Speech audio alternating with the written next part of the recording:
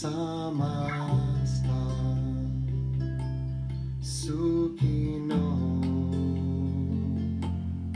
bhavantu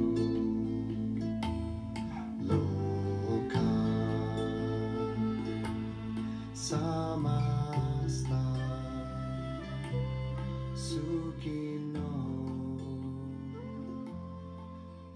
bhavantu. Let's begin by chanting the blessed mystical syllable Om 3 times. Let's straighten our backs out. And in this moment, we're using this Om to symbolize the great and mysterious gift of life and our gratitude for this gift. So let's approach this Om with great love and great awe.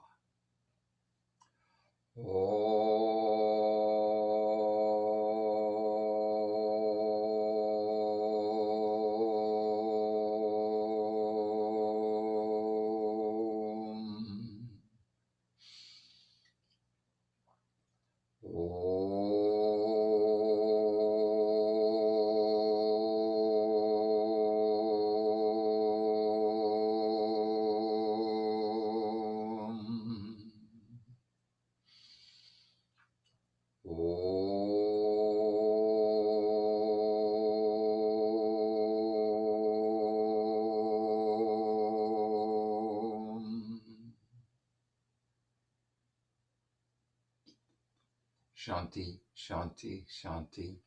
We dedicate our efforts to a vision of a springtime of humanity where all humanity makes a leap in consciousness and realizes the unity and divinity of all life, where we cherish our Mother Earth as our own dear mother and share with each other as brothers and sisters for all our relations. Ahom Takwyasin. Let us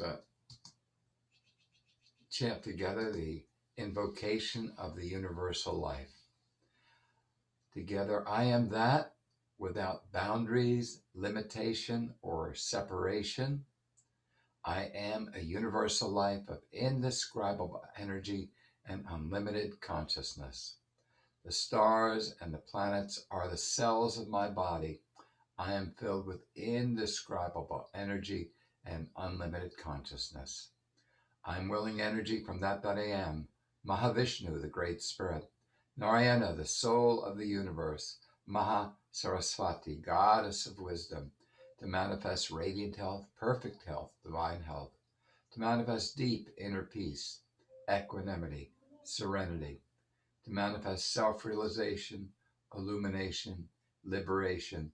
May peace and justice prevail on earth.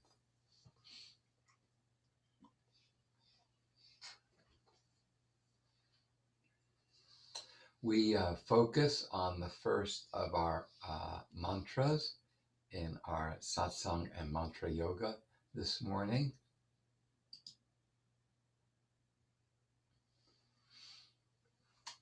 In our understanding, everything is made of wholeness. Maybe we need to go back a step here and go back to this mantra.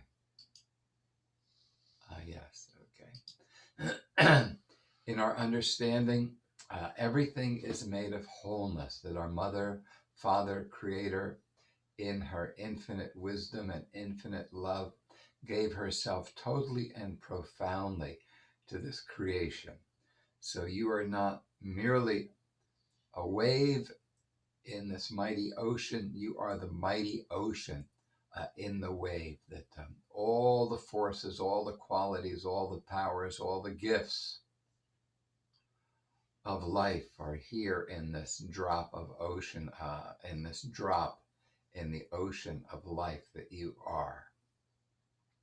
All the powers, and that all the powers of consciousness reside within you as a wave within this mighty ocean of consciousness, this infinite and mysterious ocean of consciousness. Again, If we take a drop of water out of the ocean, that drop of water is a microcosm of the ocean. All the qualities of that ocean, all the qualities of that ocean, all the powers, all the forces are there in the microcosm of that drop. And what we're saying is that all of the qualities, all the powers, all the forces of this ocean of life and this ocean of consciousness are within you, that you are not merely a wave in the ocean, but you are the ocean in the wave. And one of the ways that this was articulated traditionally is in this great prayer, Om Purnamada Purnamidam Purnat Purnamudachyate Purnasya Purnamadaya Purnameva Vashishate. Om Shanti Shanti Shanti. Om, that is wholeness. This is wholeness. From wholeness comes wholeness. Through this wholeness though this wholeness is taken from that wholeness, this wholeness remains whole. Om, peace, peace, peace. And let's chant this along with Mataji Vanamali this morning. It's a Vedic mantra, and it describes both the macrocosm and the microcosm are both full because one comes from the other. Om Purnamada Purnamidam Purnad Purnamudachyate Purnasya Purnamadaya Purnameva Vashishyate. Om Purnamada Purnamidam Purnad Purnamudachyate Purnasya Purnamadaya Purnameva Vashishyate. Om Purnamada Purnamidam Purnad Purnamudachyate Purnasya Purnamadaya Purnameva Vashishyate. Our invocation of the goddess, I am that I am. It's really, I was listening to discourses by my dear teacher, Vanamali Mataji. And India has so many gods and so many goddesses. But she was emphasizing that it's always important to understand that all these gods and goddesses are not God. That God is a great and wondrous mystery, that God, being without quality, cannot be described. And all of these images personify different qualities and different aspects and symbolize and represent different aspects of the manifestation which can be represented, but that is just beyond. We don't know where it came from. We don't know what it's made of. We can know nothing about it because it is beyond time, space, and causality. So it's always interesting. And somehow, I'm starting to think of these gods and goddesses as other beings from other planes of consciousness, and other planes that are higher and more refined than our own, that accelerate our own evolution. So I thought that was a great perspective to understand the difference. The difference between God, great and wondrous mystery, beyond, and all these gods and goddesses, which are our tools to help us, which for our purpose are tools to help us in our evolution, but of course have a significance beyond our limited comprehension, perhaps.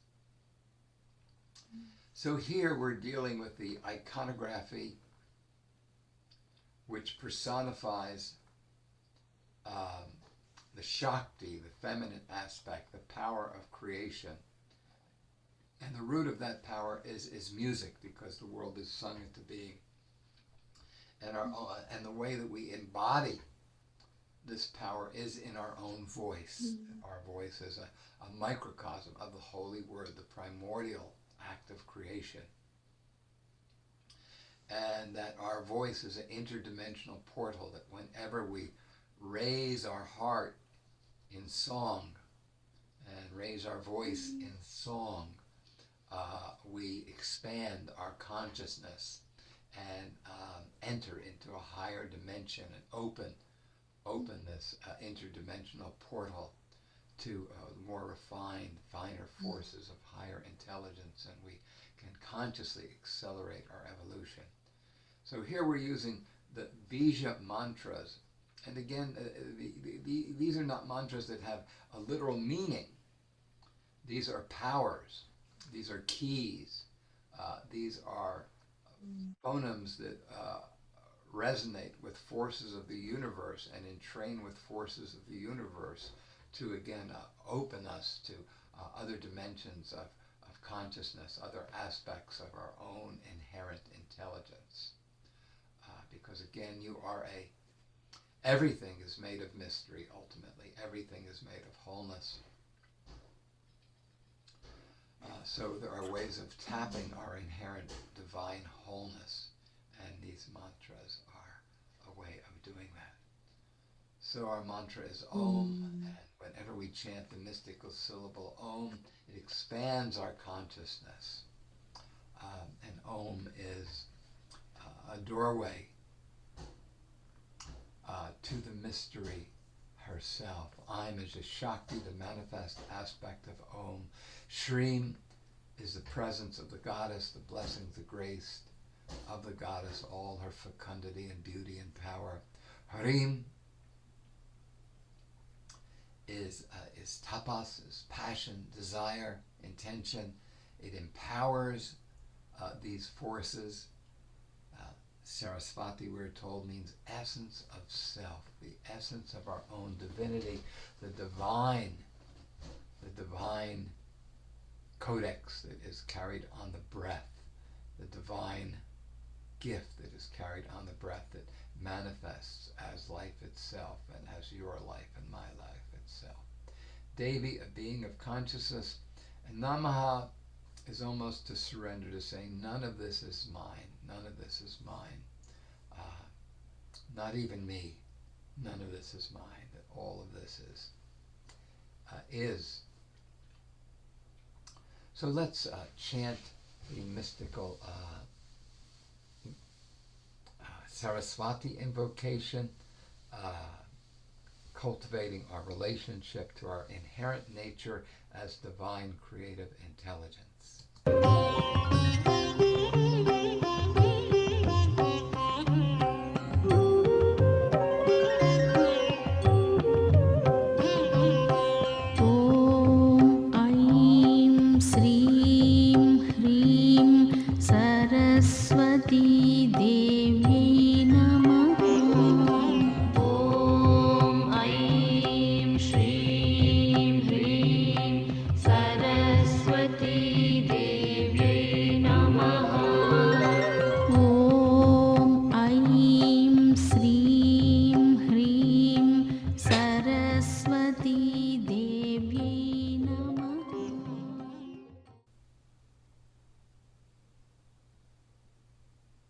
I'm still caught up in that thought that Vandamali Mataji left us with, that we have so many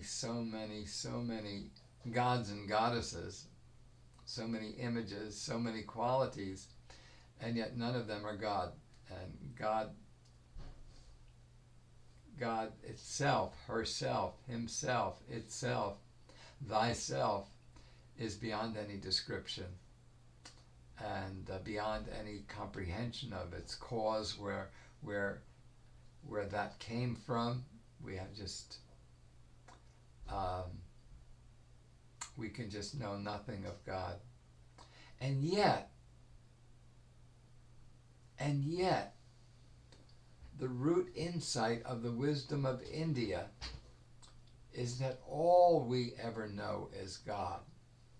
Because while God is not an object, that there's no way that we can objectify God in any realistic way. Any objectification of God is a fantasy, a hallucination. Yet, God is the supreme subject. God is the subjectivity, the presence, the the cognizance, the experiencer in each of us, that the mystery of life, the mystery of this divine life and divine consciousness that is in each of us is a direct experience of God experiencing her creation. So while we are caught in this incredible conundrum that we cannot objectify God in any way, on the other hand, we're all directly experiencing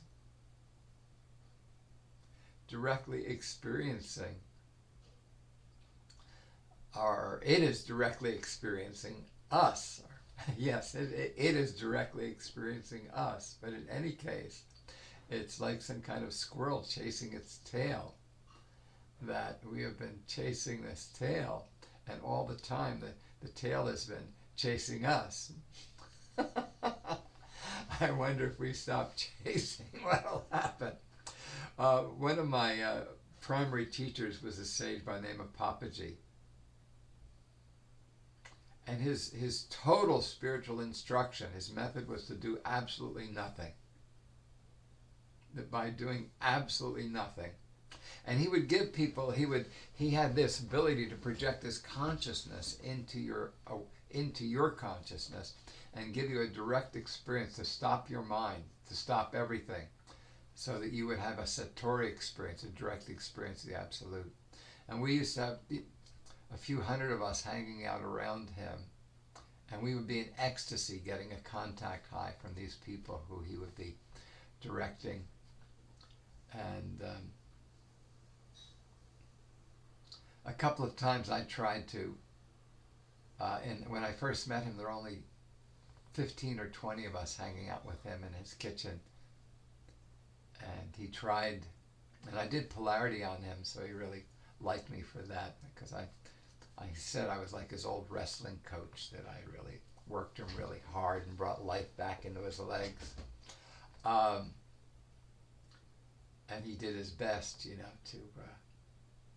but I was too attached to my own concepts, and also too attached to my own desperation. I was trying so desperately to be free that he could never really give me what I was seeking, not directly. So in any case, his instruction was to do nothing, in a sense almost like the essential yogic instruction, which is what we're trying to do, is to get rid of the mind, get rid of the vasanas, get rid of the tendencies. And then once we kind of clean the dust off the mirror, what's left is our inherent divinity. That where everything is, he would say, everything you're seeking you already have. And we're just distracted by our own story of our own suffering, that each of us has this huge opera that we carry around of our suffering, with a cast of thousands, all these choruses, singing our pain and our suffering, our story. And the thing is that each of us has an opera company like that, that we haul around in our heart and mind. And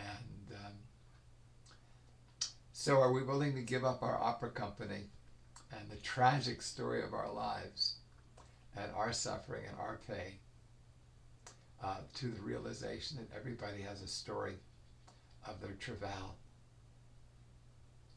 How willing are you to give up your story? Thoughts in passing, just thoughts in passing. So, Maria, I was listening to the discourses by my dear teacher, Mother Vanamali, yesterday, particularly discourse number day 4, and I'll put the link. I have a link to Vanamali's website on my homepage at weareone.us, and I'll make sure the link there to her Bhagavad Gita talks, her new Bhagavad Gita talks, work, so that you can get there if you're interested. But what she was saying in this part of the introduction was, in Sanskrit, the word for the mystery, for the absolute, is Brahman. And usually Brahman is translated as from the root uh, bra, the Sanskrit root bra, which means to expand. And Mataji translated that root as that which fills everything. So Brahman, which is usually understood to be the limitless ocean of consciousness, which contains everything. So Brahman, the absolute, is considered as an absolute. It's without quality, unchanging, and yet it's described as Chidananda, Sat being, existence. So the fact that we exist is because we're part of Brahman's existence. Brahman, which fills everything. Okay, Brahman means that which fills everything, and one of its primary qualities is existence, and its existence is your existence. Do you hear that? You only exist because Brahman exists.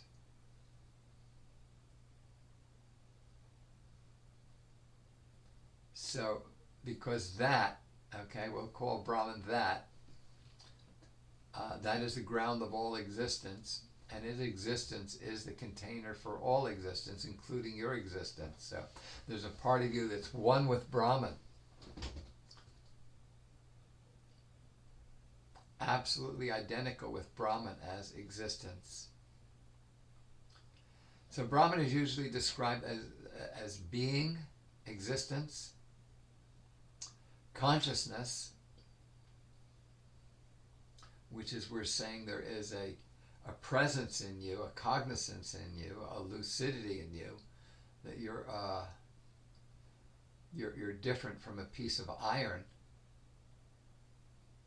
because you have this living cognizance, this living awareness, and the point of East Indian philosophy,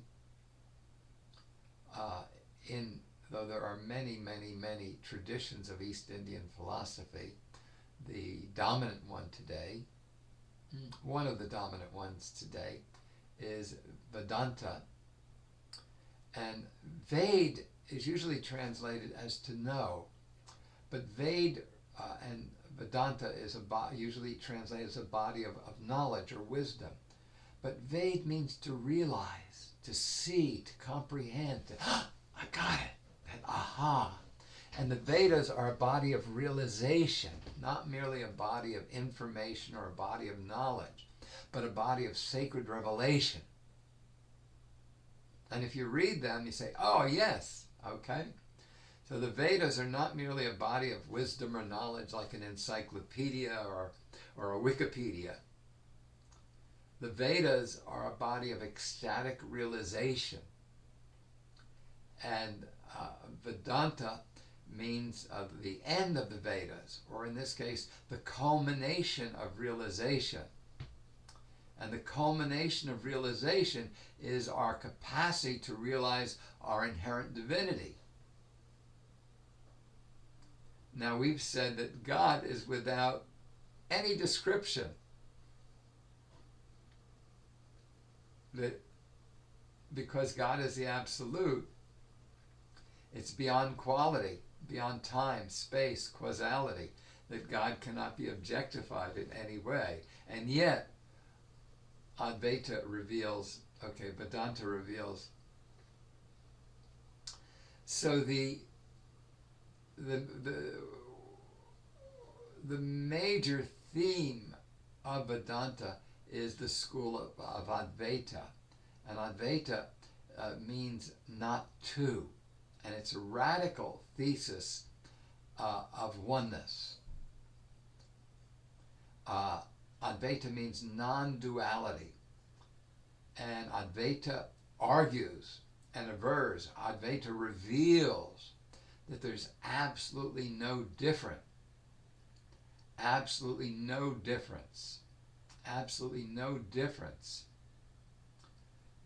between the absolute, the greatest mystery that we can comprehend, the Godhead, and the life and consciousness and existence in you.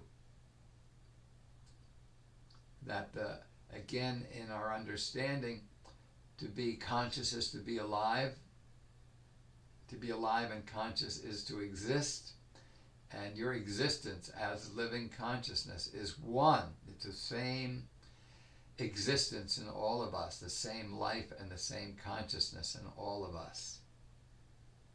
And this life itself is unborn, undying, everywhere, always, eternal, forever and ever and ever. And it flowers.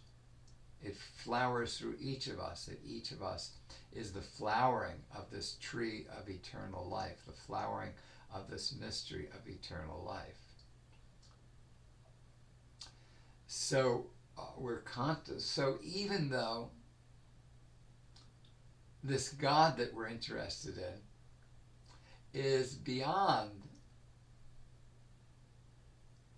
time, space, causality, and any way to make it an object, still we have within us the experience to experience this as ananda, as bliss, and ultimately as self-realization.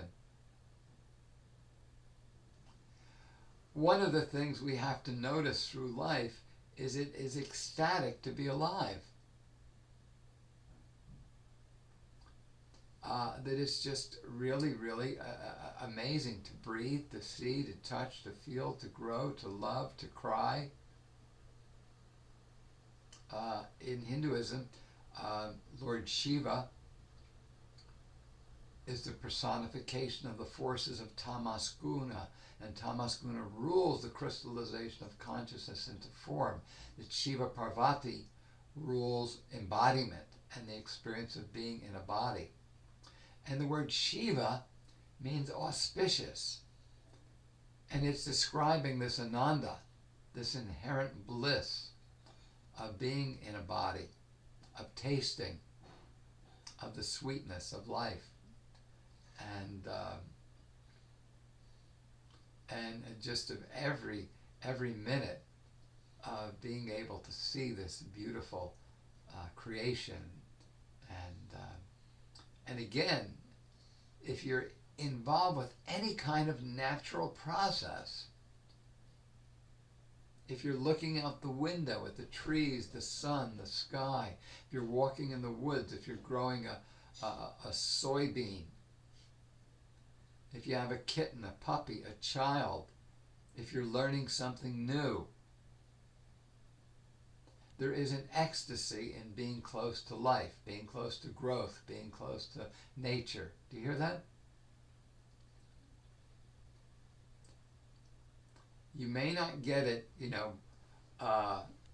may not, the closer you get to nature, watching a child, being with someone you love in service, being healthy, growing, learning something new. Nature is always, life is always expanding. Life is always expanding, and being near this evolutionary process is ecstatic, whether it's within you, learning, loving, growing, or observing the world around you. So this is Ananda. This is Shiva, the auspiciousness of life, and this is inherent in our nature. So there's absolutely no difference between the absolute as Sat Chit Ananda, being, consciousness, bliss, and the existence, the cognizance, and the smile, the joy that is in you. And that is the fruit of the ancient wisdom, that we are all living the divine life. That the divine life is not in some heavenly realm after death, but we all have the potential to find that divine life here today. And if your life is not divine, find some way to serve, to become part of this gift. We're talking about the absolute, and we're saying that it is beyond quality, beyond time, space, causality, that is beyond objectification, and yet each of us has the capacity to realize it, to realize our own inherent divinity. So even though it is not an object, we can somehow both experience the moment-to-moment bliss that's inherent in life, and ultimately, if we and the more that we tune into essence, the more bliss we experience. So that the more time, it's really interesting. I went to Baba Haridas once and said, what is the right spiritual practice for me? What is the right sadhana for me? How do I know what my spiritual practice is? And what he wrote, that he was a man who didn't talk from the time he was a child. He wrote down on a little tiny chalkboard. He wrote his answers. And he wrote, you will know your spiritual practice because it'll bring you bliss. It'll bring you joy.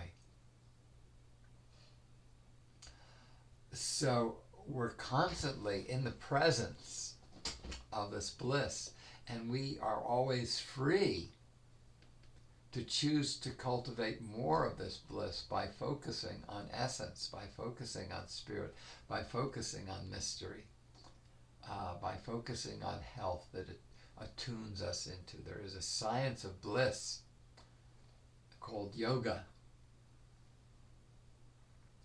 And the more deeply you follow it, the more bliss you can find. That's always been my experience, in any case. So let's go back to our yogic practice, our second mantra, to lead us from the unreal.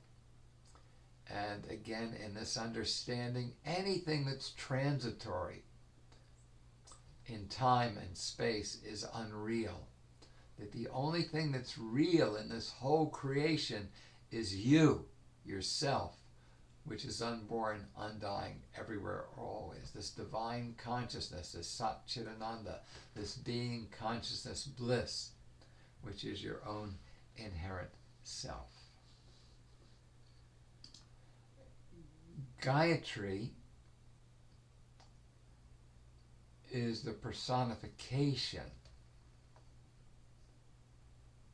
of the, so we're saying that Brahman is the absolute. That is the ground state of being, consciousness, and life, out of which everything expands. That Brahman is life itself, and everything else is the the unfolding of the creative potential of the absolute. So the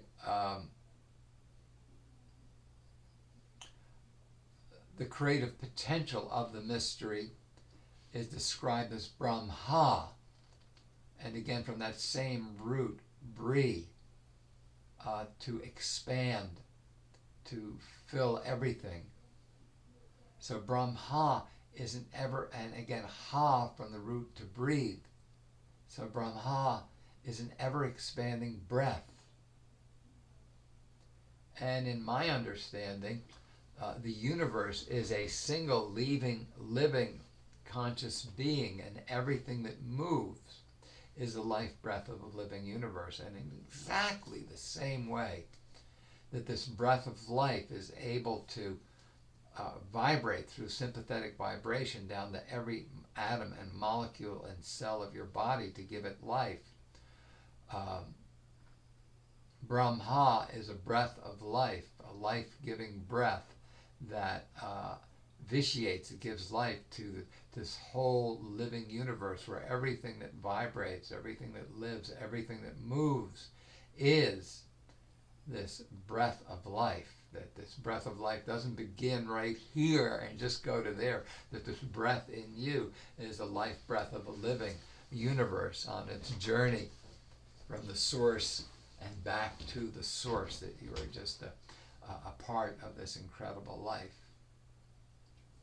So one of the ways that we personify, as I start off by saying how we have many gods and goddesses, and and that they personify the different aspects of that great mystery. So Gayatri is one of the ways of personifying the Shakti of Brahma, this breath of life, and the powers of the breath of life, and the dynamics that inhere in this breath of life.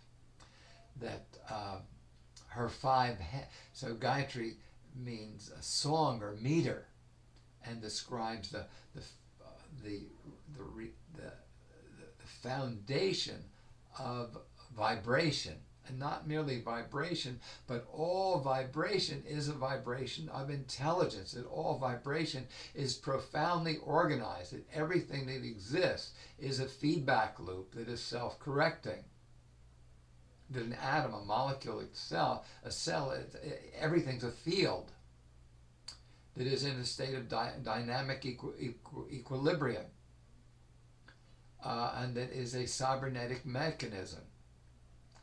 And I always averted this cybernetic mechanism, this ability to outpicture a state of equilibrium and then take in the response of the environment and self-correct, that this is the essence of learning, the ability to maintain a state of homeostasis, to take in your relationship to the environment around you and learn from that and self-correct. This is the essence of intelligence, the essence of consciousness, that we live in a creation made of consciousness.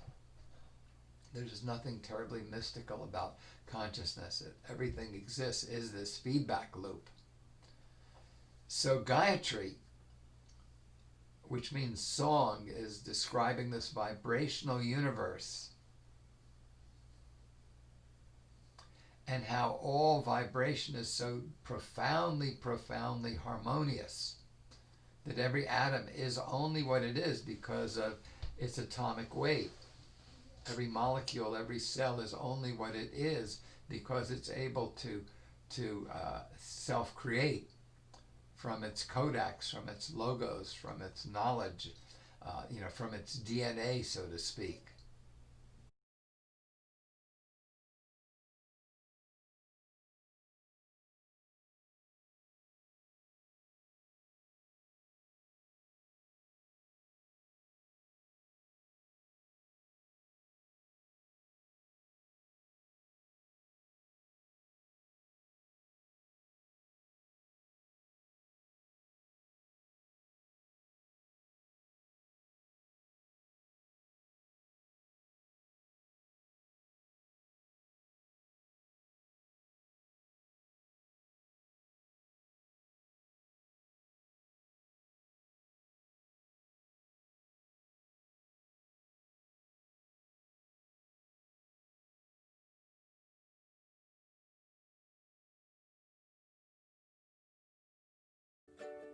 May the grace of God bless man and every woman in this land.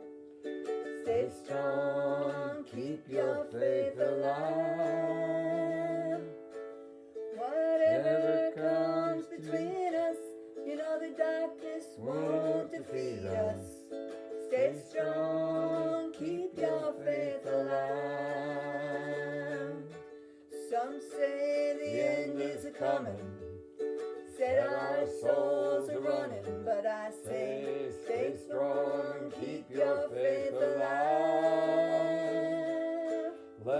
Let's all come together, take care of each other. Stay strong, keep your faith alive. Hand in hand, side by side, with heart